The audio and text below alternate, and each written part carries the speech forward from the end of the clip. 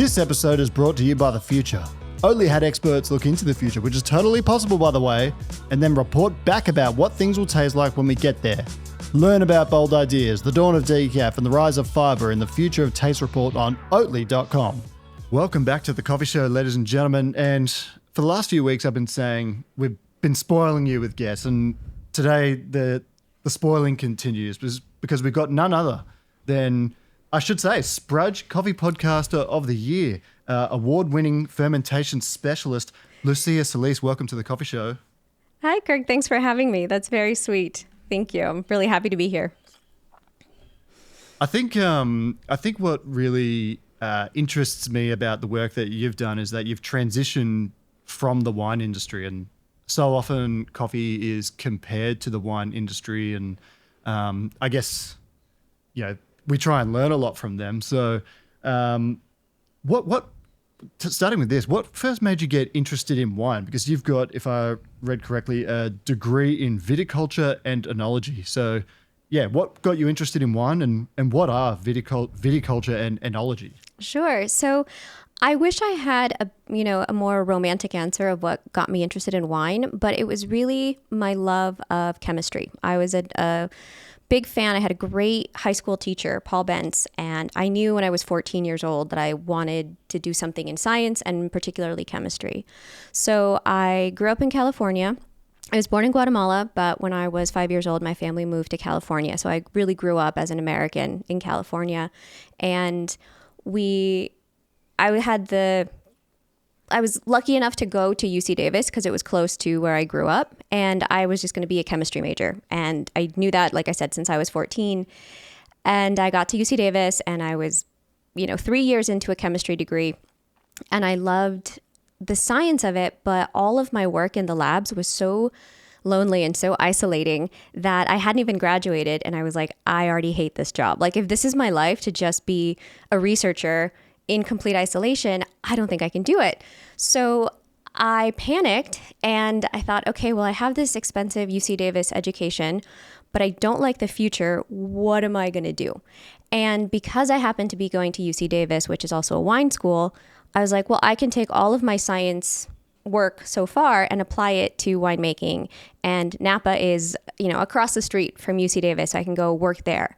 So it was as unromantic as studying math and saying, what's the best job I can get? I'm going to be an accountant, and I'm just going to go and apply my degree immediately. And I think that's part of the immigrant mentality. I couldn't imagine doing anything as, frivolous as something I wanted to do. It was like, how do I use my chemistry degree immediately, like day one? So I did the Viticulture and Enology degree, and viticulture is like the science of grape growing. So it's all plant biology, all the physiology of growing this particular fruit. And then enology is a chemistry of winemaking. So there's a lot of plant biology, chemistry, biochemistry, and microbiology kind of wrapped up into making wine. And then I just, my first harvest was in 2007 working in Napa. I worked at Domaine Chandon, so I went straight into sparkling wine. And for me, I didn't love wine. I didn't grow up in a wine family. It was just like a set of circumstances and the stars aligned. And I'm like, this is what I'm going to do. And that's how I started working in wine. And I ended up loving it, absolutely. But it wasn't, like a dream. It was like a thing that I backed into. And where did coffee come into the mix here? Because for me, I kind of had a few breakthrough moments. I think a lot of coffee professionals do, where they're like, yep, this is what I want to do for life. Did that kind of happen for you, or was it more of a gradual transition? No, it didn't happen for me that way either. Again, I wish I had a better story, but what happened was when I was working in wine, so I worked 9 years working in the wine industry in Napa Valley. And as part of my career, one of my job descriptions was I purchased a lot of the consumables for wine. So I purchased the bacteria, I purchased the yeast, I purchased the corks, the glass, the bottles for bottling, like a lot of those little details. So I knew the company Scott Laboratories really well, and Scott Laboratories is a manufacturer of yeast. And around 2012, 13, they had started to experiment with coffee fermentations, and they were looking for somebody to take over that role because the person that was doing it was moving on. So the owner at the time, Alex Scott, approached me and he said, we've known each other a long time. You speak Spanish. You know fermentation really well. We're looking for somebody to fill this role to do coffee fermentations. And I was really happy where I was at the time. So I was like, no, thanks. I'm good. Like, I don't even drink coffee. This is not a part of my life. And he was really persistent. My boss at the time, Michael Salachi, my mentor, I talked with him about it and he was really supportive. And he was like, well, you could try it. And if you don't like it, come back. No harm, no foul. Just go check it out. And that was in 2014. So, and I haven't been back. So I left, that's when I left wine. I started working in coffee. And now my life in coffee has been longer than my life in wine, which has been such an identity shift for me. It's really, I've had to kind of look at myself in a different way now. And you still look like 22 years old, so you're doing great. Thanks, I'm turning 40. It's, I'd have to see some ID to confirm that. But like, I was looking at your work history and I'm trying to do the math. I'm like, yeah, she must be in her late 30s. But yeah, incredible stuff, Lucia.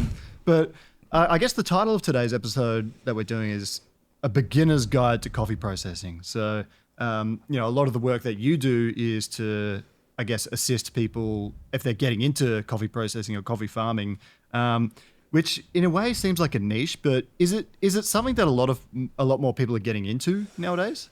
Yeah, so this is an interesting place for me to be on your podcast, talking a lot more, I think, to coffee enthusiasts and consumers, because most of my communication is B2B. It's really for producers, talking to other producers. I really like to work behind the scenes. So a lot of my education is very practical for producers, but I have seen a need for a little bit better science communication in the coffee space to, I think, the whole industry in the last couple of years. So I've definitely found myself in a place to be able to, speak more to different coffee folks instead of just coffee producers. But that was, that still remains my core mission, is educating coffee producers. And then anybody else outside of that is just kind of the icing on the cake. Yeah, well, we're gonna apply a lot of icing on that cake today. So we'll start off by, I guess, introducing a glossary to the folks listening to the podcast, and that way, when throughout the podcast, we've explained a few terms, and people will understand a bit better. So when I say the word on this list, if you could give like a brief explanation in like a sentence or two, if you can, then we'll work throughout the list and we'll get the rest of the questions going. Sounds good? Sounds good. Although no one's ever accused me of being brief, so I'll do my best. Okay. All right. So cherries. Start simple. Cherries. So cherries are the fruit that coffee comes from. And I do have to add that it's called a cherry mostly visually because it looks like the other cherries that we're most familiar with. But in a lot of Central American countries, they also call them uva instead of cereza. So uva is a grape. So the term for coffee fruit has really, it kind of depends on what country you're in, what it's referred to, if it's a cherry or if it's called a grape. And I think that's kind of it really resembles how little attention we've given to it so far. It doesn't even have its own name. It's just the coffee fruit. Excellent. So pulped. Pulped is a really interesting one because it is both an action, it's a verb and a noun. So you can pulp something. To pulp something means to remove the outer peel, but it's also the name in a lot of Spanish. Pulpa is the name of the actual organic material that you separate. So you can pulp something, meaning separate these two tissues. And then once you have those tissues separated, you also have the pulp. So it can be very confusing both in Spanish and in English when you're trying to learn these things, where three different things have the same name. It's like a very kind of collapsed, like very poor vocabulary that we have in processing a lot of the time. So if your audience is often confused, it is a confusing thing. It's not just them. There's kind of a lack of words most of the time. Parchment. So they'll probably see two things. Parchment, or in Spanish, is pergamino. And that is another tissue layer that you have the outer peel of the fruit. You have the inner pulp, because of course lots of fruit has pulp. And then there's another tissue layer that's still separating a lot of that sticky mucilage from the inner part of the seed. So the parchment layer, again, will have, it's a physical boundary. It's a physical tissue on the coffee fruit. And we also talk about it in terms of wet parchment, which is coffee that has been freshly pulped, freshly had its outer peel removed. And then once it goes through the drying phase, we talk about dry parchment. So parchment is a tissue, and it's also 2 stages of coffee processing, wet parchment and dry parchment. Brix. Brix. So Brix is a measurement of sucrose, and most of the time it's used as a shorthand for, is a cherry ripe? And I have spent a lot of time trying to educate and trying to discourage the use of a Brix measurement for cherry, but it's still something that is used very frequently, and it's used in a lot of other industries. Of course, in grapes is used very, very extensively to make wine, and in other fruits. So it's one of those things that coffee has borrowed from wine that I personally think it should give back. Okay, all right. We'll see. We'll put an application in. We'll package it up. We send it back. But we'll touch on more of that later, I'm sure. pH. So pH, like Brix, is a measurement of acidity, and we usually measure the pH when we are fermenting coffee. It's unlikely that you're going to measure the pH of the coffee fruit the way that you use Brix. So it's just a measurement of acidity. Extended fermentation. This is where I'd love to warn your audience that when we're talking about coffee processing and kind of the scientific side, there's a lot of terms that science has that have definitions. But in specialty coffee, we're creating a lot of these terms as we go. And so it's extended fermentation is less a defined term than kind of in the eye of the beholder. So for some people, for most people, when they use extended fermentation, I think they're referring to something that's maybe 100 hours or more, something that's a long time, because a traditional coffee fermentation would be 12 to 24 hours, which means just enough time for the mucilage to be removed. But for me, extended fermentation is anything past that point. So if it takes 6 hours for the mucilage to be removed, 7 hours is an extended fermentation. It is beyond the bare minimum that is necessary. So again, it's like, these terms, it's really great that we're defining them because they're very poorly defined, and it really depends who you're talking to. So it's really helpful if you see that on a label or someone's talking about it to ask them, what do you mean? Because again, extended fermentation could be 7 hours to 300. Yeah, it's so ambiguous. I struggle to understand that kind of stuff.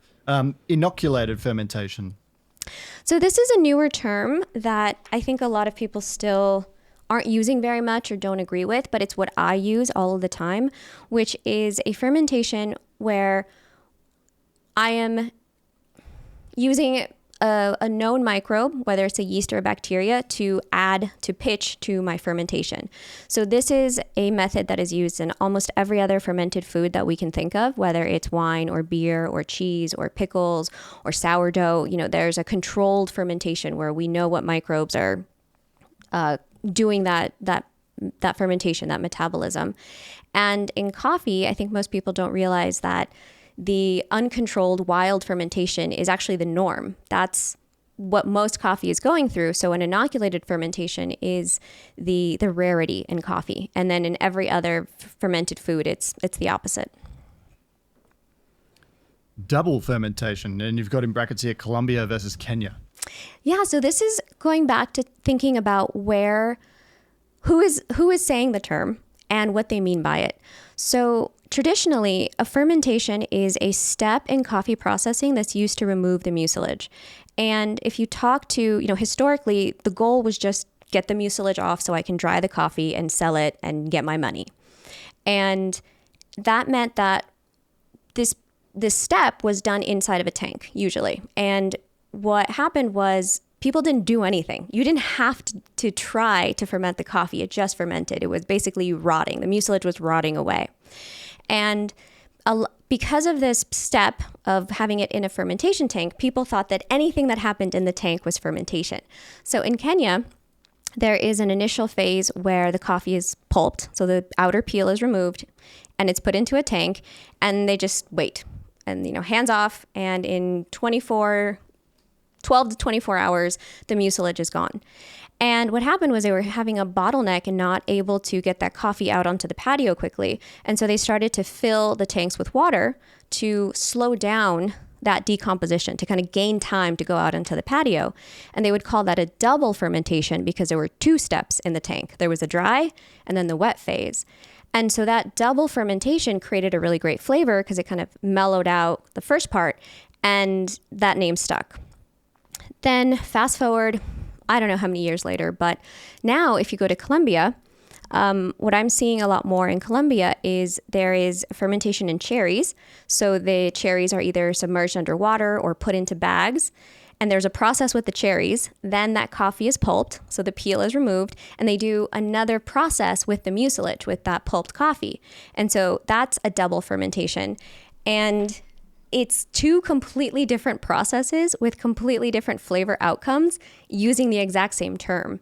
And in this case, even though Kenya got there first, and Kenya, that's where most people are familiar with the term, I think that Colombia has it right scientifically, because in Kenya, the first step is active flavor production, and the second fermentation, in quotes, is just a water soak, which is meant to do nothing. It's meant like when you put food in the refrigerator to preserve it. So it doesn't really make sense to call that a fermentation. Whereas in Colombia, you have 2 steps where you're actively doing something to change the flavors of the coffee. So again, I think it's going to be hard to get people to agree, and it's not really about who's right. It's like who's saying it. Yeah, it's a really interesting one, and that's something I'm beginning to learn about myself, having watched other creators like Christopher Ferrin recently. He's a wealth of knowledge on this stuff as well. Acidic versus lactic fermentation. So this is also another term that I don't love, and I don't think we should be using. But what I think most people mean when they use these terms are the byproduct. So you can have a fermentation that is dominated by lactic acid bacteria, where the main product is lactic acid. And so you'll get a type of fermentation that results in much more acidity and maybe like a softer acidity. And the acetic is much more generally dominated by acetobacter, and that's where you can get the potential for fruity flavors and or vinegar. The reason I don't like calling them an acetic versus a lactic fermentation is that I think it kind of conjures up different types of fermentation, different styles, but the fermentation is exactly the same. The metabolism is the same. They're not different kinds of fermentation. It's the same fermentation with just different end products.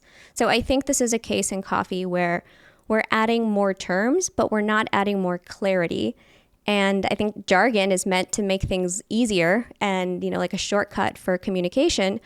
But in coffee and specialty coffee, we keep adding these terms where we have to sit down and have a podcast and define them because they're not easy to define. I don't think they're giving us more clarity or making things easier to talk about. And I would say as well, like it's, we don't always get the explanation either. So like you just see lactic fermentation on the bag, it's like, yeah, whatever. And then maybe Google that, but it can mean so many different things and everyone does it in so many different ways, which is both great in a way, but also kind of annoying as well. So I'm sure we'll touch on that again. This one has caused a few issues for me lately, I must say. Quakers. I think Quakers are pretty simply defined. Going back to our opening term of cherries, coffee's a fruit.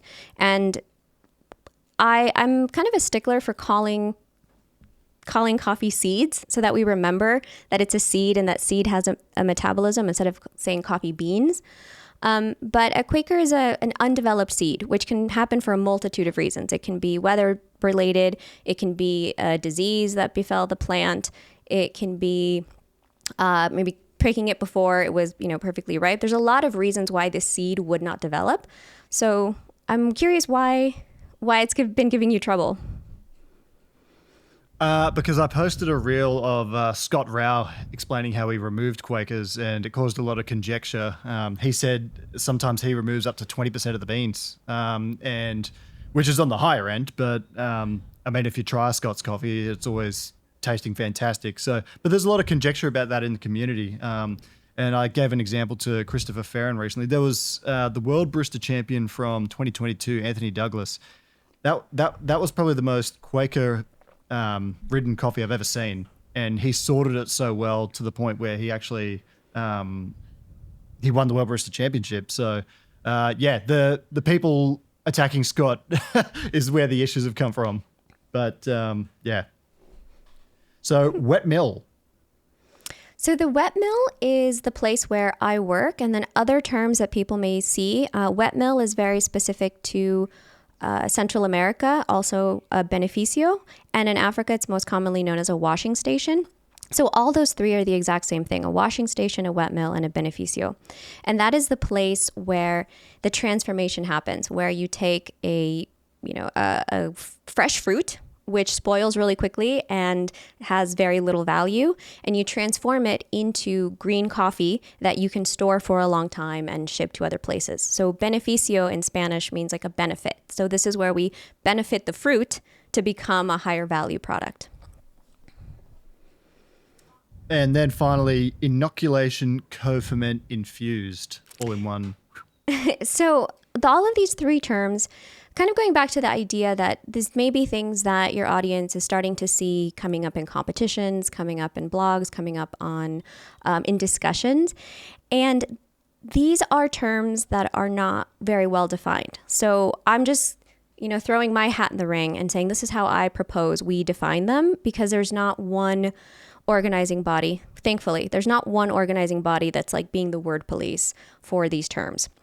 But my offering to the coffee community is a way to think about this, in that there's a lot of people, coffee purists, who think that anything that you add to coffee is an infusion or an adulteration, that you're changing the coffee.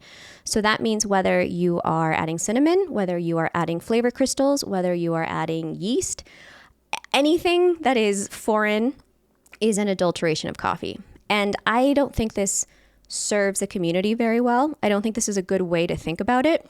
So I do feel like we need to separate between adding flavor crystals or essential oils and adding things like fruits or other microbes. So within that, inoculation is pretty straightforward. Inoculation is anything where you have a concentration of yeast and bacteria that you purchase or that you make, whether you are backslopping the way that you maybe would do in a beer, or you're growing up your own culture the way you would in a sourdough starter, to have some kind of starter, some kind of microbial starter that you're using for your fermentation. That's an inoculation, where you are really relying on the microbes to have a transformation. Because when you add yeast or you add bacteria, the goal isn't to get yeast flavored coffee or bacteria flavored coffee. The goal is to get complexity and fruitiness and acidity. So for me, that's a really separate category from when you're adding mangoes or strawberries to the fermentation, because originally people are adding mango to get mango flavor. You're not adding mango flavor to try and get something else, although that's usually what happens. So for me, an infusion is where you're trying to get that one-to-one translation of flavor. If I'm putting cinnamon in a fermentation tank, I'm hoping I get cinnamon at the end. I want that one-to-oneness. So I think that needs to be separated from a transformation that microbes are doing in the tank, from like a flavor absorption. And co-ferment, I think, is an interesting category, because it means, I think, fermenting with something else. So that would be like a fruit. So if you are adding mango to your coffee fermentation, that would be a co-ferment. You're fermenting coffee with something else. In that case, it's still a microbial transformation, because what you're doing is you're adding more sugar and you're adding all of the other microbes that are on fruit, because the yeast and bacteria are already in the environment. You don't have to necessarily add them to get that result. Like, they're just wild on skin, on fruits. That's how you can do a lactic fermentation for sauerkraut. You just add some salt, and the lactic bacteria that is already on cucumbers is what, can give you pickles. So that is to say that these microbes are wild. They already exist in the environment. And if you're adding mango, it's more like you're adding more microbes and more sugar to your fermentation. So for me, co-ferments are really similar to an inoculation, but they're very, very different from infused, which is adding cinnamon or, something, because cinnamon is actually more antimicrobial. You're not encouraging the microbes. You're just trying to get that flavor. And I think something that's even more confusing for a lot of producers. So for, let's say, a consumer, adding cinnamon to a tank and getting cinnamon in the cup is like, oh, that's an infusion. You infused the flavor of cinnamon. Or if you're adding orange essential oil, you infuse the flavor into my coffee. And a producer would likely say, no, I fermented it. This is from the fermentation because they put it in the tank. So it's back to this idea in Kenya where anything that happens in a tank is considered a fermentation because it's a step. So historically, we were describing fermentation as just a thing that happens in the tank. But the modern definition is fermentation is a metabolism. It is how yeast and bacteria break down the mucilage, break down sugar, and give us flavors. So I've seen a lot of cases where consumers or buyers feel tricked. They feel lied to by producers, but it's just it's like a misunderstanding of language. It's like that word doesn't think what you think it means. And so a lot of producers are genuinely thinking that they're fermenting, but they're actually infusing, but they're not trying to lie or trick you. That's just what it means in their language. Mm-hmm. Well, these are all important distinctions and, very, very interesting to think on. I can't wait to listen back to this, to be honest. So can we get an explanation as well on like the three core processes of coffee that I think most people would be familiar with? They are washed, natural, and honey. So there's a lot of nuance to all of these. So if you could, give your best explanation, I think that'll be really valuable for everyone. Sure. And I would also like to offer a slightly different framework for this because we can think about the three core processes: wash, natural, and honey. And then from those, there's a whole, rainbow menu of all of the different combinations that you can do with these processes. And I actually don't even think that it's that useful to be able to define those or to have a glossary of all of the types of processing. And I even think that the three core, wash, honey, and natural, could really be reduced down to two. And going back to the original way that we thought about coffee processing, which is the wet process and the dry process. And a lot of times there's a little bit of confusion between wet process and washed, but I want to just have these two umbrellas. Dry process is a natural and wet is everything else. So the reason why these two distinctions are important is because if we remember that coffee is a fruit, and that because it's a fruit, what we really want is the seeds, then you think about the seed metabolism. And when a fruit is picked from the coffee tree, it still has its peel on it. And if we dry it just like that, which is the natural process, which is the dry process, the seed experiences a different environment than a wash process, meaning that the pulp is removed. And the biggest difference there is germination. Because when a fruit is picked from the tree, it still has its peel and it's not a good time to germinate.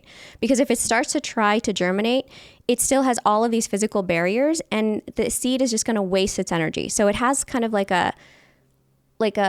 it's pumping the brakes. It's saying it's not a good time to germinate. When we pulp it, meaning when we remove that outer peel, it's like you took your foot off the brake. And it's not like it's accelerating to germination. It just took a foot off the brake and says, okay, it's a better condition. It's a better time to germinate. And when a seed has the signal that it's okay to germinate, it starts to have different metabolic processes. Because if it's going to germinate, it says, hey, I need to become a new plant. What am I going to do to become a new plant? I am going to release enzymes, which are going to break down some of these stored carbohydrates. I'm going to strengthen my cell walls so that I can become a strong, healthy plant. The dry process, the naturals, they don't get that signal. So they tend to be more brittle. They just react in a very different way.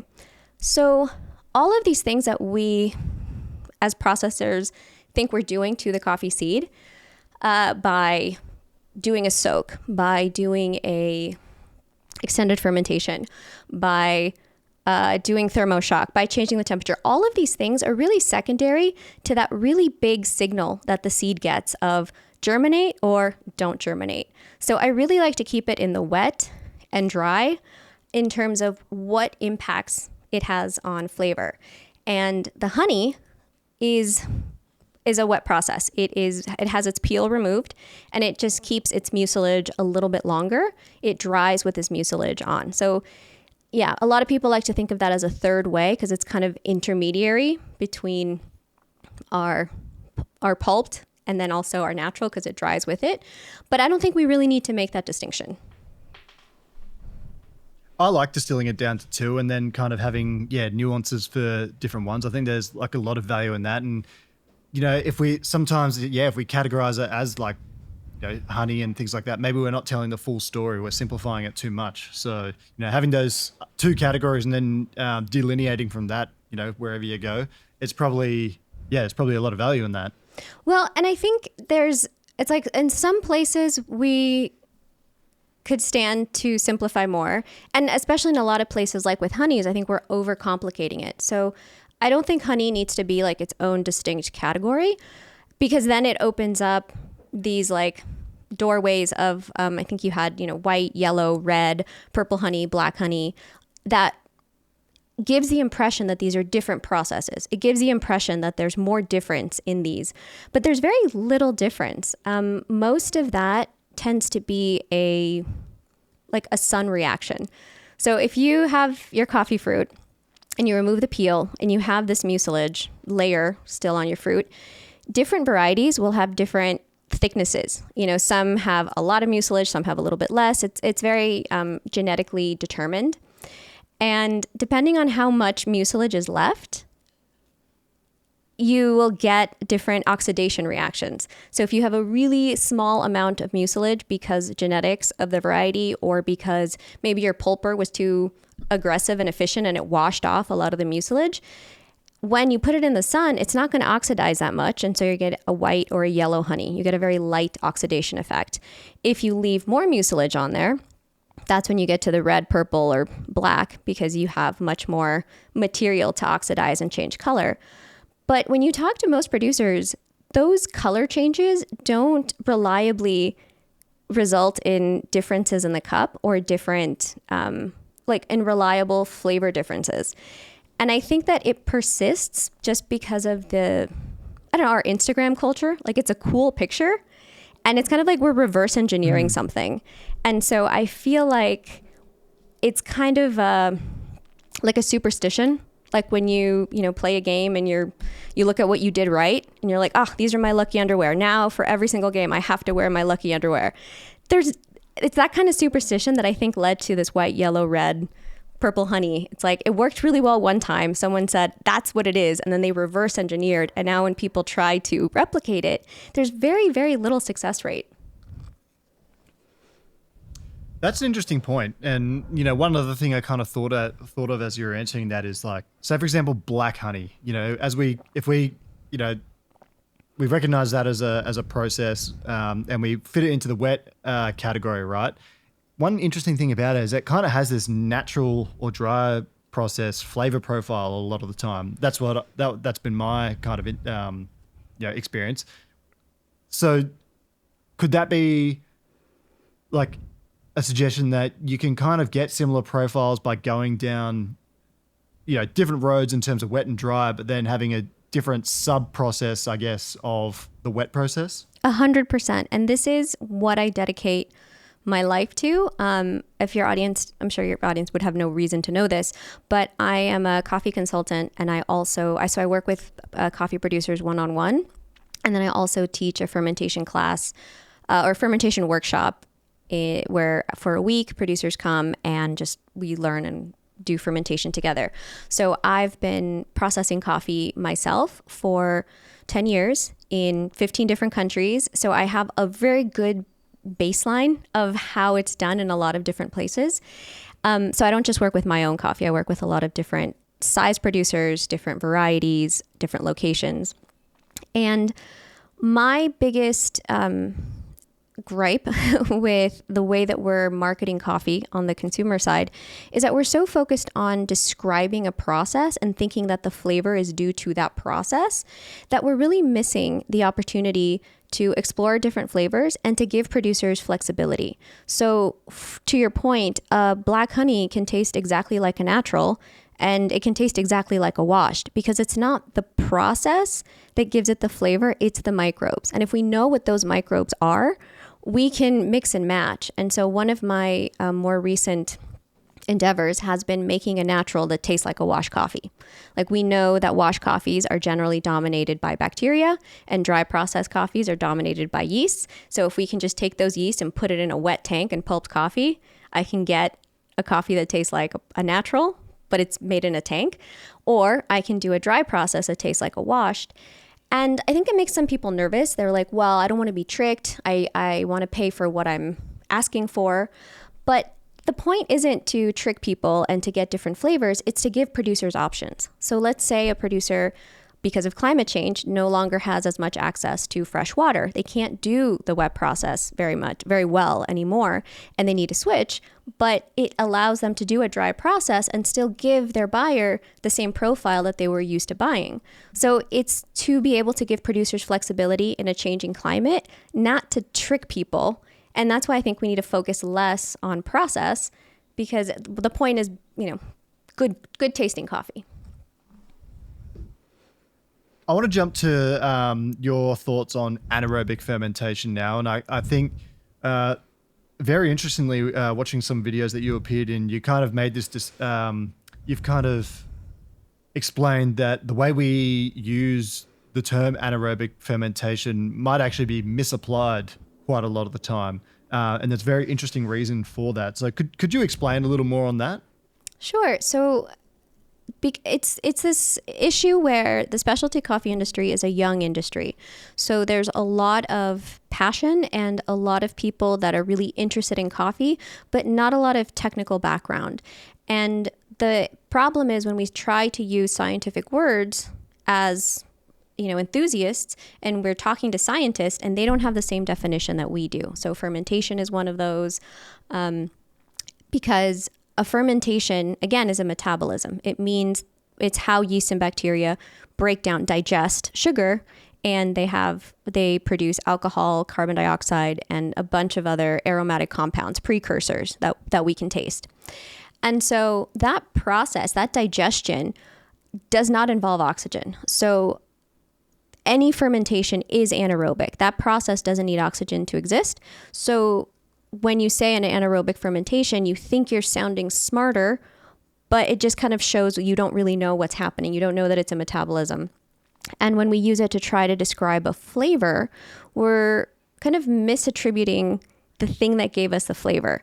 We're saying, oh, it's because a lack of oxygen gave us this flavor, but it's often not a lack of oxygen. It's the identity of the microbes. So I think that the first baby step was calling it an anaerobic fermentation. And then the graduation was trying to use acetic fermentation or lactic fermentation to try and adjust and say, okay, well, now we're going to talk about the byproducts. And I just feel like it's not really helpful. Again, we're adding terms, but we're not adding clarity. We're not really we're not really pointing to the thing that's giving flavor. It's whatever microbes are there. So I think that it's the industry's attempt to, I think it's really similar to the lucky underwear thing. It's like something happened, we looked at what we were wearing, and then we say, oh, it must be this thing. And the issue that I have is that it kind of lets people think they have an answer and then not look further. And I don't think it's very helpful. So I guess one of the things that you said that helped me understand this was kind of fermentation by its very nature is anaerobic, if I recall correctly. Is that correct? So so all coffees in a way are anaerobic, but we kind of apply the term to coffees that are, say, for example, in a sealed container. And so like I can understand where we've all perceived it to be that as an anaerobic fermentation. So if you were to describe what we currently call an anaerobic fermentation, so say for example put it in a stainless steel drum or a container, a plastic container, and flush it with oxygen or carbon dioxide or just remove the oxygen. What would the ideal term be, do you think? So I guess I have two answers for that. What I would rather call that is I would rather not name it at all. I don't think it needs a name. I don't think that anaerobic is the wrong name. I just don't think we should be talking about it at all. But if there had to be something, because nature doesn't like a vacuum, there has to be something. This is where I like the fantasy names. This is where I like something completely made up and proprietary. That is, because that's more honest. Because anything that's an anaerobic fermentation, each producer is going to do it differently. They're going to use different amounts of time, temperature, materials, whether it's in a sealed bag, in a sealed barrel, in a stainless steel bioreactor. Like all of those things are going to be different. And calling it an anaerobic fermentation implies some sort of uniformity that is unrealistic. So as long as we have a fantasy name, then we're not kidding ourselves in that like everybody has a different definition. It means different things to everybody. And that just feels more honest to me than trying to give it a scientific name that also doesn't really make sense to scientists. Yeah, and I love this as well. And I've got to give a shout out to, I think the producer that does this best in the industry, probably the most notable example is Jamison Savage from Finca and he's got some wild names for his coffees. You know, one's called Nirvana, one's called Tesseract, one's called Aether. He must be a Call of Duty player because these terms come up in Call of Duty. But I would say because for example, he's got one called I think it's called. The names escape me. There's so many. It's one of his washed profiles. It's going to hit me in a second. Stratus? No. Yeah, it won't. But he's got a whole host of different names, and they are kind of repeatable as well. Like you try them harvest on harvest, and they taste pretty similar year on year, and you clearly identify as like, I like that product. You can put a name to it. I don't really have to know its meaning, but I know it's got like a certain profile and you know, it's kind of less confusing. It's like, I like to think that coffee needs to embrace TikTok brain a bit more because, you know, everything's, you know, done in life. Like you can order a new couch in like less than 5 clicks or something, you know? And I think where I'm going with this is like simplifying these things and not necessarily having to overcomplicate it with these double anaerobic, thermal shock, washed geisha. You know, it's probably caused a bit more confusion than it has clarification. Yeah, I think two things. It definitely has caused more confusion than clarity, but it's also very burdensome on producers. When we point to the wrong thing, you know, when we say, oh, anaerobic coffees are, you know, getting really great prices, and you see these sealed containers, then again, on my side, I see the producers trying to purchase these particular tanks or trying to purchase the equipment that gives them, that they think is going to give them that profile.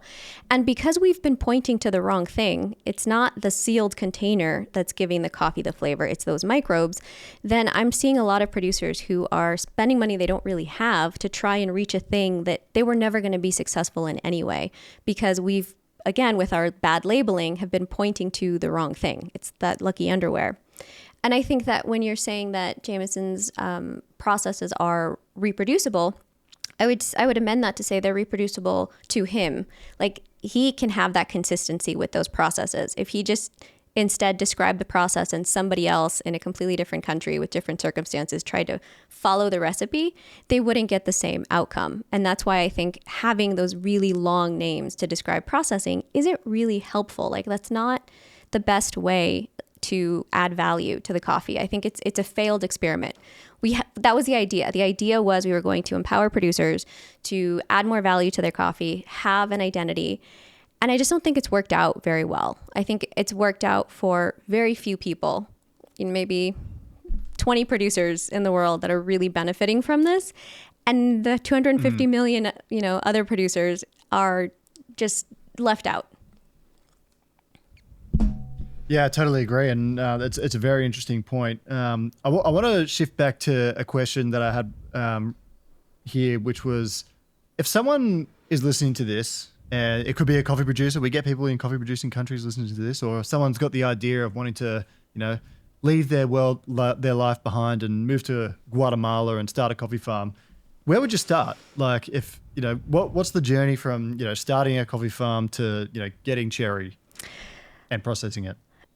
This is a tough question for me, and I think an unpopular opinion. I think that so many people who maybe are attracted to my work because of fermentation and because of what I do, think of me more like, okay, let's say you have a new relationship and they think they're going to a wedding planner and saying, let's pick out our flowers and let's pick out our music and this is all the things that we're going to have. And they come to me thinking I'm a wedding planner, but really I'm a divorce lawyer. Because in my 10 years, I have seen the worst of the worst. I've seen horrible cases, and my main ethos now is get out of coffee. If I can help you get out of coffee, that is what I would rather do. We don't need more coffee farms, in my opinion. There is not a need for more coffee. Part of the problem of why coffee is so undervalued is that we have too much coffee. I can see your face. But what if someone would put... Well, it's very interesting to hear you say it. And this is not discourse I've heard at all. Because, someone might rebut you and say, well, hang on a second. Commodity prices are going up so high. I think there's a lot of people that kind of throw out there that people are leaving the coffee farming profession. And then to add on top of that, like global demand has never really been higher. And I think that's somewhat reflective in the C price. There's a bit more nuance to that, but it seems like it's going bonanzas. And I think it's really interesting to hear you say this, because I thought that coming into this, it kind of challenges what I know is that perhaps there's not enough. Perhaps we're not making it good enough. So let me I'm really clarify. interested to hear you say that. So many things can be true at once. A lot of producers are having farms that are failing due to climate change, due to other work becoming available. So immigration. There is a lot of disease, so farms are just failing. And yes, a lot of farms are being abandoned. Producers are leaving farming. It's not an attractive place to be. But I heard this quote from Rick Reinhardt, who's the former executive director of the SCA. And I don't remember when this was, maybe like 2023. So I don't know what the 2026 data is, but basically at that point, 2023, 2024, he was saying that there's 7 million more bags of coffee than we can drink. Like if you actually just stopped and said, let's drink everything that we have, there's actually more coffee available than the people there are to drink it. Now, this isn't including projections of, growing coffee demand in places like China or more, developing markets. Just saying, if you took a snapshot, there's more coffee in existence than we could drink in the moment. So we're kind of ahead on supply versus demand. And because there's always a little bit more than we can drink, then that hedges how much the price of coffee is. And this kind of hedging is something that producers don't really get to participate in. So because there's so many places that coffee does grow, we can just go to the next place and to the next place. I think that there's a difference between the nuances of like, is there a lot of really good specialty coffee in the world? Maybe not. Maybe that is dwindling, but how much coffee there is in the world and, being able to adjust our taste preferences for what's available. I don't think the world needs more coffee. And a lot of the commodity coffee could very, very easily become specialty. There's a couple of tweaks that, that could be made and we would just get there. So I don't think that starting a new farm is helpful to anybody. And mostly what I've seen, like I said, I've just seen the worst cases of the worst with coffee producers. It is such an investment. It takes so much time that I would just rather see, just less of that. It's a very interesting thing. And I think everyone listening to this can kind of reflect on that. And it's like, some people might see that as, that's quite spicy. But I think going back to what you said about like, we actually have a very sufficient amount of coffee in the world. And a lot of it's like, from what I gather, held in storage and traded, in the commodity market or whatever. And it's just perhaps Perhaps you think there's a bit of a misallocation of resources where it's like, well, hang on, the price is going up, but there's actually an abundance of this resource that we could better use more efficiently. Is that fair to say? Yeah, I think you're absolutely right on it's a misallocation of resources. And what I'm seeing is, again, I live in Guatemala full time, and I, work with producers in producing countries. So I get to see not just Guatemala and Central America's reality, but a lot of different economies and cultures. And I am seeing the price of coffee go up. Sure, everybody is, but I'm not seeing the quality of life improve for pickers, for harvesters, or for producers or processors. So there's a mismatch. I'm sure consumers are paying more than they would like to, and that money is still not trickling down or funneling down or making its way to people's lives, and there's not an improvement. And so I think that that's often what's lost, where we think, oh, price is high, people are getting paid more, and then you fill in the blank that their lives are getting better, but they're not. People are paying more for their coffee, coffee's getting more expensive, and so many still live under the poverty line. Like, it's not translating. And so for me, coffee prices could 10x, and it still may not be enough to give people a dignified living in these producing countries. Why isn't it trickling through? Like, why not? Because, if I'm sitting on my end, I'm thinking, I'm hoping that one day there's a C price where it's like, say, for example, it's $5, right? And for that, we kind of guarantee that people are getting a sustainable income. We get our coffee supplied. We don't have to feel, I think a lot of coffee roasters, and I've felt like this previously, like you feel a small sense of guilt because you do have to participate in a market, to be frank with you. And it's particularly bad where I live in Australia because, we've commercialized coffee so much that there's so much competition, and that, it's the cheapest coffee in the developed world and some of the highest quality. So why isn't it trickling through? Well, because it was never supposed to. Like, we're like shocked that the coffee system is broken or just functions so poorly, but it was set up as stolen land that was never paid for, that was taken away from indigenous people, and then used in forced labor, slave labor, to farm it. So it was never meant to be a sustainable, dignified living for anybody on, this part of the chain. And even though, a lot of colonialism has left a lot of these countries, the ideas haven't and the structures haven't. And so I think that the other thing that is really telling is when you look at coffee from like Hawaii or California, when you actually have to, buy new land and pay people a living wage, coffee is $60 a pound. It doesn't have to be good. That's just like the floor sweepings should be $60 a pound for people to make a living. I recently had I had some producers come from Guadeloupe, from Martinique, from a lot of the Caribbean islands. And they said, where it used to be enforced enslaved labor. And when they had to stop that and actually start over, pay people a living wage, the coffee economies collapsed completely. It couldn't sustain people being paid well. And so it's just like, we are so far off the mark that going to $5 isn't enough. It should be $50. It should be $60 for the amount of people that it takes to live a good life. And the sad thing about it is, and I kind of feel like I'm shitting on your answer by saying this, but like we know that it'll never get there. Mm-hmm.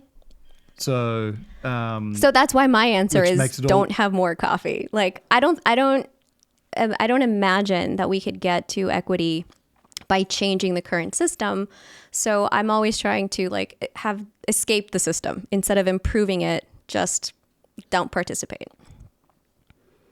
I'm interested to know, what is like the common coffee producer in Central America or South America, what do you think their average mindset or attitude is towards, consumers in Western countries? Because, I think maybe people that work in the specialty industry, the bubble I mostly operate in, is that their thoughts are that, coffee producers, they're kind of sacred and we need to do more for them. Like, I think that's the rhetoric. Whether or not the practicalities and enough effort is made is a different thing, but that's the rhetoric.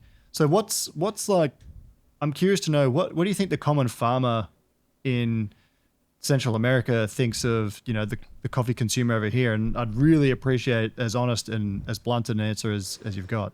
Well, I don't think I have that much of a controversial answer about it. I just don't think they think about them at all.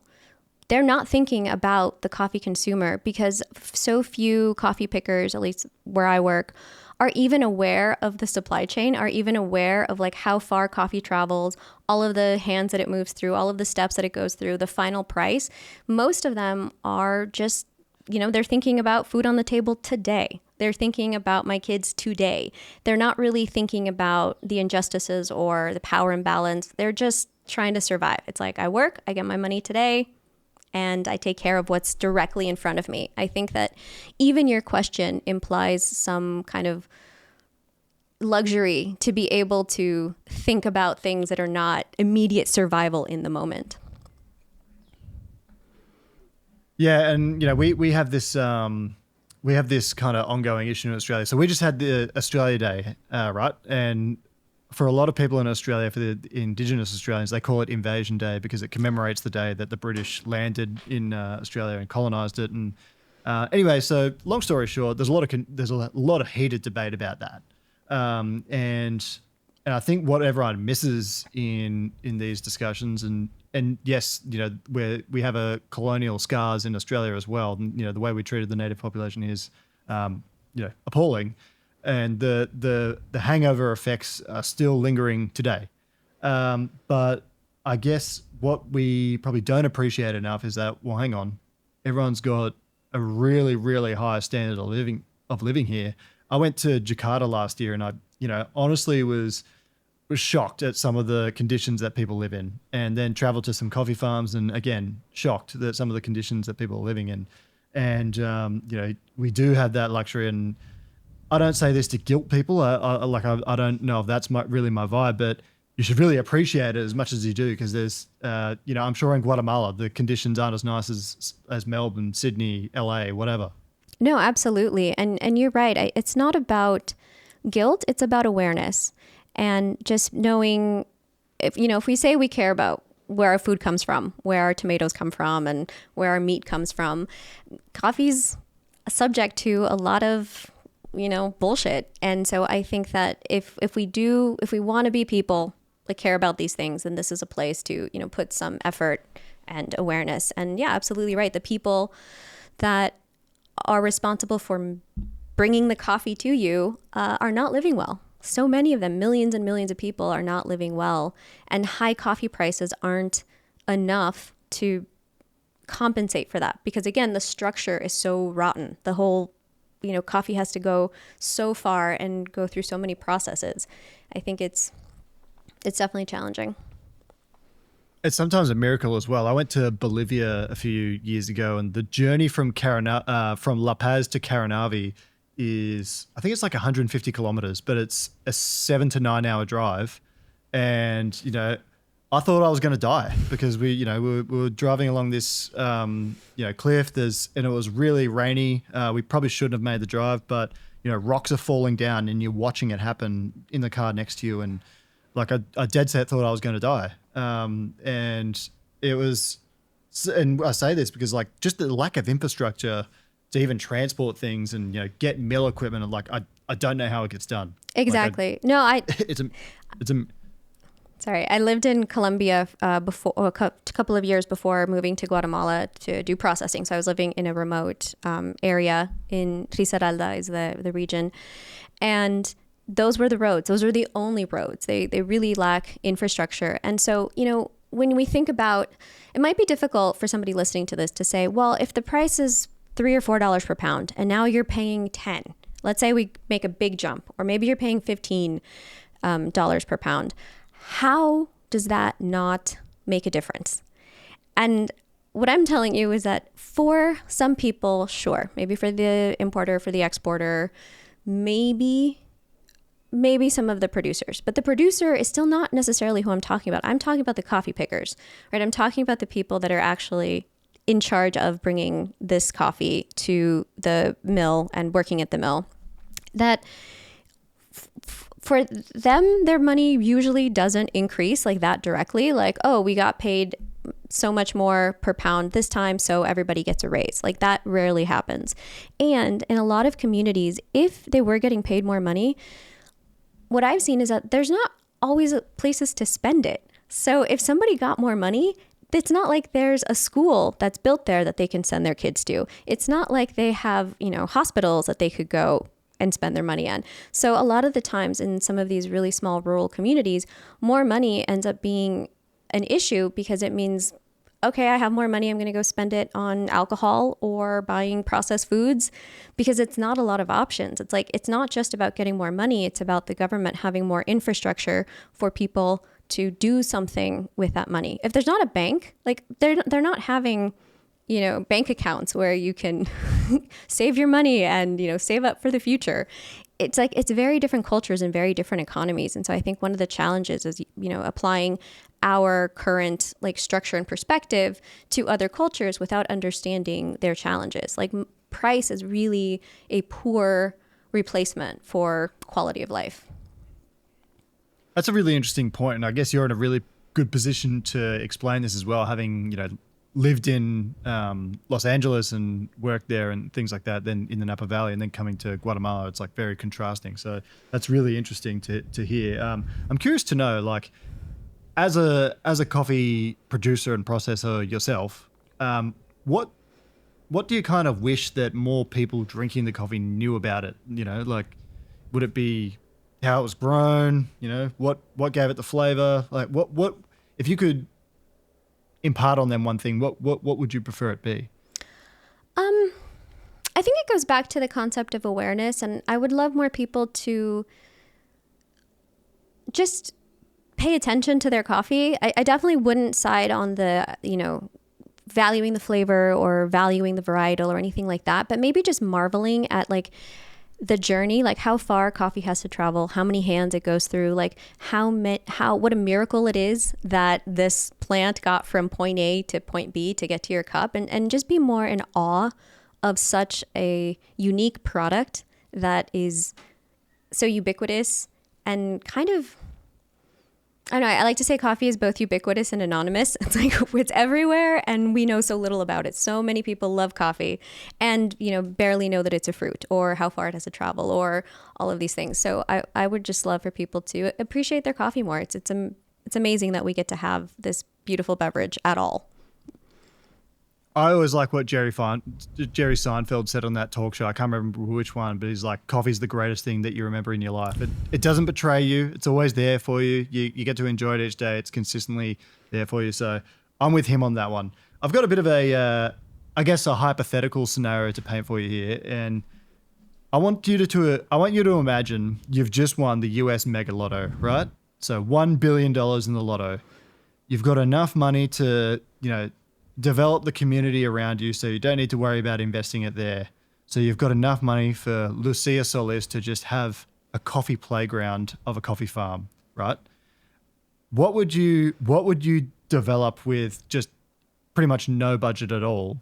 And just to preface this, for example, I saw a video of you running to cover your cherries the other day. Yeah. Because rain had randomly started. So with your unlimited budget, what would you sort of build and what would you address? Okay, so you kind of took away my answer of I would pay other people not to farm coffee. That would be the first thing I would want to do with the money is pay people to not stop farming coffee and make native forests. That would be my dream. But if I had to only spend it on a coffee processing facility, what I would love to do is use technology in a way that made people unnecessary. So having drones pick the coffee, because coffee picking is a horrible job. And I don't think the world is, going to miss that going away. There's better things that we can do with human resources. So I would love to use machines, to use drones to pick the coffee, make everything automated so that people don't have to do this type of work. I think that's something that, maybe going back to your previous question of what I wish more people knew, is that romanticizing coffee is not the way. Like, I definitely want people to appreciate coffee and be in awe that this thing exists at all. But romanticizing it is not beneficial for the people that grow it. And what I see a lot is romanticizing coffee farms and, again, using wine language and applying it to coffee, thinking that this is the only way that we can add value. And I just don't think that's helpful. And I don't think it's true. It's like coffee is already valuable as it is. Like, we don't need to do more. And I think that's the lie that specialty coffee has told producers. Like, the promise of specialty coffee was commodity prices suck. You haven't been getting paid well, but it was kind of your fault because the coffee didn't taste good. So if you do more, if you make it better, then we'll pay you better. And so the lie has been that coffee producers need to do more to be paid better, instead of, we set up a system where you were never paid fairly at all. It's like, we should be paying way more for the most basic coffee that we have already. So that's kind of my issue with specialty coffee in general as well. I don't think it's this promise that's been dangled in front of a lot of producers, and I don't see it bearing out. So a lot of my consulting and my focus is on helping producers do less. I'm like, how can you make the best coffee you can doing the least? And so I work back doing, fewer steps, trying to put in the least amount of effort to get the most return on like just good coffee, and then moving on.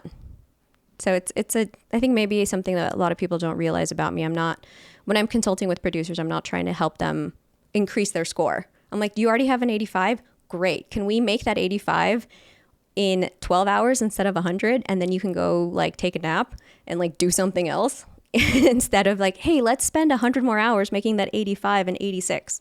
Like, I really tried to reverse engineer. And this is one of the crazy things about coffee production and processing in a way, because, to give you an anecdote from my trip to Indonesia, they literally have to, once the pulp has worked, and it hasn't got a 100% pulping rate, so some of the cherry makes it through to the next stage. But in Indonesia, I was saying, is there a machine you could get to do this for you? And he's like, yeah, it costs about $50,000 or something. And I kind of calculated at the time, like, if they were to buy that $50,000 machine, yeah, they would, get rid of that process, kind of like you're saying, getting rid of certain processes and steps, but that would actually put like 3 or 4 people out of a job. And I guess where you're going with this is like, okay, well, if we develop the communities, develop other things around there a bit better, is that we could give them a better, more impactful, meaningful job. Is that fair to say? Yeah, it would. I see that a lot, okay, well, if we bring in this machine, then it would put these people out of work. And I just don't believe that, because there's still other work that needs to be done. Those people could work on, servicing the machine, or they could work on maybe more of, other aspects of coffee. Like, I think those jobs could be shifted to higher value positions. I don't think we need to make an effort to preserve these low paying, back breaking, horrible jobs. Like, when you're picking coffee, as you saw those slopes, I saw so many pickers that were in the hospital because they got bit by a snake, because they fell down. Like, they're dangerous jobs and they don't pay well. And I don't think we need to like make an effort to preserve them. If a hypothetical question here, if we live in a world where drones do end up picking cherries and, people don't have the cherry picking job anymore, what better... but we still employ them in the coffee farm, for example, what jobs could they be doing? Like, say, for example, after the harvest, could we be caring for plants in a better way? And could people be involved in that? Like, are these the kind of things that you would like to see? Yeah, absolutely. I see so many producers really putting an effort towards processing, doing different fermentations and trying to increase quality that way, where the biggest lever is going to be on the farm. Like, I would much rather we do a really simple fermentation, spend, like I said, much less time in the mill, and have more of that time kind of shifted towards the farm, shifted towards nutrition, shifted towards, pest management, and really, because that's going to increase quality much more than something we do in the mill. So I think that that's another kind of misguided or like unintended side effect of focusing so much in specialty coffee on processing, that it kind of lets, I'm not saying like lets producers, but I want to say this. I've seen the effect be that people are paying less attention to the farm and thinking they can kind of make up for some subpar quality in the processing. And you can to a certain extent, but I would rather see more effort put on farming practices. I could talk to you about this all day, Lucia. I really could. But I think, again, like the way we allocate our resources and kind of reimagine how we operate these things would, is probably something we can consider in the future. And, I'd love to see some projects on that one day. So who knows? We'll touch on that. We need a part 2 to this podcast because there's a bunch of questions that I haven't asked you that we won't have time for today. But we're doing a closing tradition on this podcast nowadays, which is I'm getting the guests to ask me a question. So I asked you to cook on this. So Lucia, what is your question for me? My question for you, Kirk, is what is the most difficult thing you've lost? I've lost? Mm-hmm. Oh. Can I give 2 answers? Yeah, it's your show. My mum passed away a few years ago. That was difficult. She had dementia, and so that whole process was really hard. That was a very tough loss. And I was just explaining to someone yesterday. I used to have a business called Sub-Zero Coffee, and what we would do is we would package coffees in like individual doses and have like these freezer menus and do pop-ups and stuff. And I booked in December 2019. I booked a trip to go to 3 countries, and I paid for me and one other person for our flights, for our hotels, for our for all the coffee we would use at the events as well. And then in January, COVID-19 happened, and the Australian government announced we were closing the border and banning Australians from leaving. And when that press conference happened, I instantly lost everything. So I've had to rebuild my life in the last 5 or 6 years, and those are the 2 toughest losses I've ever had in my life. That's thank you for sharing that. I think that shows so much of your resilience. Again, we've never met, and this is kind of our first time interacting, but I see a lot of your resilience in those answers. Thanks. Can I ask you the same, or you want to plead the fifth on that one? No, sure. I asked because I was thinking about I recently lost my beloved pet, my baby Luna. I don't have children, so all of my love goes into my animals and my friends. And it was such a sudden, unexpected loss. She was only 5 years old. And it's just something that I've had many pets, and I still have other dogs because I live on a farm. You can't not have 5 dogs when you live this coffee farm life. But she was so special, and so I've just been thinking about her a lot. It's pretty fresh. It's only a month old. And I've just been thinking about her a lot and how loss affects us and how loss shapes us, and just been very interested in talking to people about grief and loss. So, well, you know what? Mm-hmm. I was imagining this. I gave a really upbeat speech at my grandma's funeral one time, and so often we mourn, but we don't celebrate. And my grandma was a really upbeat person. She had cancer towards the end of her life, and the day she was going to die, I was with her, and she said, "Don't you fucking dare call the ambulance." She was ready to go, which I thought was really funny. But and as I relate this to Luna, I think yes, it's natural that you mourn, and yes, it's natural that you feel a tremendous feeling of sadness. But I think it was Queen Elizabeth that actually said, "Grief is the price we pay for love." Mm. And without the sun, to appreciate the sun, you have to know what rain is. So death's one of the the most brilliant parts of life in a way. And I'm tremendously sorry for your loss, but I just hope that you can reflect on it with celebration. How many years was Luna alive for? She was alive for 5, and we actually brought her from Colombia. So we picked her up in Colombia and brought her on a plane to Guatemala. And because she died at home, she died in my arms, we have her we didn't get to the vet in time, but we buried her in our backyard. And I'm a big gardener. I love gardening. So we're in the process, my husband and I, in making a garden for her, like a little Luna garden around her little spot. And I mean, I just brought it up because in my culture, I didn't grow up with a strong, it's like was born in Guatemala, grew up in the States, and then just traveled around. Like I wasn't that close to family. So I don't have a strong culture of knowing how to grieve, or just most of those things are really done in private. So I'm really trying to unlearn some of that like shame and guardedness and trying to speak more, because we've all lost something important. And I think it's, kind of sticky to talk about, but I think everybody can relate. Yeah, well, I mean, there's obviously a bit of tragedy there. It sounds like, your dog's life was cut short. But again, she brought you a lot of joy. So, in a tough situation, like I've had to eat it the last few years and justify it to myself. And, my mum will never see my kids if I have them. And that's a tough pill to swallow, but it's, I just try and acknowledge that, one, this has happened and there's no changing it. And then two, how can I most positively reflect on it? And that's the only way you can get by. And I think, she wouldn't want me here,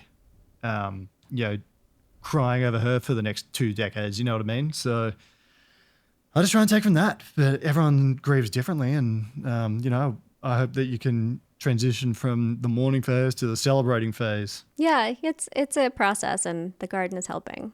But I wanted to say that I would love to come back and talk with you more on a part 2. Maybe your audience has more questions they want clarified. I think I also had things that we didn't get to talk about, like competitions, just kind of all kinds of fun stuff of our industry. So, well, yeah, part 2 needed. I'm opening up a coffee shop tomorrow, a second coffee shop. So wow. I'm getting a few podcasts in the bank, and then so hence why I'm on a bit of a timeline today. But we will definitely do a part 2. And if you're listening, please send us some questions, submit some questions if you've made it through to the end here of what you would like to see in part 2. So we'll endeavor to do that. Let's wait a few months and we'll come back. I'm sure there'll be a lot more developments then. And it's been such a fantastic interview, Lucia. Thanks so much for joining. And I think everyone's just going to soak up everything and look forward to the part 2. So thank you so much. No, thank you, Kirk. I really appreciate the opportunity, and it's nice to reflect. I have my podcast where I just talk to myself most of the time. So this is a nice, refreshing break. Absolutely. All right. Well, I'm gonna hit the end record button. I usually have an ad read that I do, but I'm gonna pre-record that and do that this time. But thank you so much again, and thanks everyone else who's listened in. Leave a comment, like, share, subscribe. Really helps grow the channel. Follow Making Coffee with Lucia Solis as well. Excellent podcast. I've had a listen. Is it Lucia Coffee? Lucia.coffee? It's Lucia. It's the website? Spanish X that sounds like an S, so it's Lucia, but Lucia is cool too. Lucia Coffee. Yeah, Lucia.coffee. Follow Lucia Solis on Instagram. You got to do it. Thanks so much again. I'm going to end the recording right here. You can either listen to the third Oatly ad of the day about how you can go to oatly.com and find recipes for the amazing drinks, or read the Future of Taste report. It's from the future. Or learn about the sustainability work.